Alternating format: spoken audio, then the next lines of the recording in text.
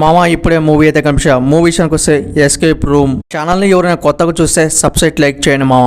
Room అనేది ఉంటది. Room లోకి పోయిన వాళ్ళు మళ్ళీ తిరిగైతే రారు, శవమై రావటమే. తండ్రి కూతుర్లు అయితే ఆ రూమ్ లోకి వెళ్తారు. రూమ్ లోకి పోయిన తర్వాత చాలా మంది ఉన్న వాళ్ళని బతికించుకున్నారా లేదా అనేదే ఈ మూవీ స్టోరీ. 1 hour 30 minutes ఉంది ఈ మూవీ. తెలుగు డబ్బింగ్ కూడా పర్లేదు అనిపించింది. మూవీ స్టార్టింగ్ లో స్టోరీలోకి పోవడానికి కొంచెం టైం తీసుకుంటది కానీ తర్వాత నుంచి గ్రాప్ పెంచుకుంటూ ఈ మూవీ స్టార్ట్ అయితే అనుకోవచ్చు. మూవీ ఫ్యామిలీతో చూడొచ్చు అంటే 100% గా వాచింగ్ చేయొచ్చు. బ్యాడ్ లాంగ్వేజ్ అయితే ఏం లేదు. మూవీ మొత్తం కూడా ఆ రూమ్ చుట్టే తిరిగిద్ది అనుకోవచ్చు. కొన్ని క్యారెక్టర్స్ వస్తాయి. క్యారెక్టర్స్ ని చాలా లోతుగా చూపెట్టాడు అనుకోవచ్చు. కానీ ఈ సెంటిమెంట్ సీన్స్, కామెడీ సీన్స్ అన్ని కూడా ఓకే అనిపించినాయి. 1 hour 30 minutes అన్నా కానీ మరీ చాలా లాంగ్ అయింది అనిపించింది మూవీ. సీన్స్ అయితే మనకి ఎక్కడ కూడా దొరకవు. యాక్షన్ మూవీ చూసే వాళ్ళకైతే ఈ మూవీ అయితే నచ్చదు మీకు. మూవీ స్టోరీ చాలా కొత్తదనంగా అనిపించింది. ఇలాంటి స్టోరీలు మనం ఎప్పుడు కూడా చూడలేదు. మూవీ 2017లో విడుదలై అనుకున్నంత సక్సెస్ రాలేదు. ఇప్పుడు మన తెలుగు డబ్బింగ్ లోకి వచ్చేసింది అనుకోవచ్చు. సినిమా మొత్తం అయిపోయాక మనం క్లైమాక్స్ కోసం వెయిటింగ్ చేస్తాం కదా, క్లైమాక్స్ వరకు వేరే లెవెల్లో ఉంది అనుకోవచ్చు.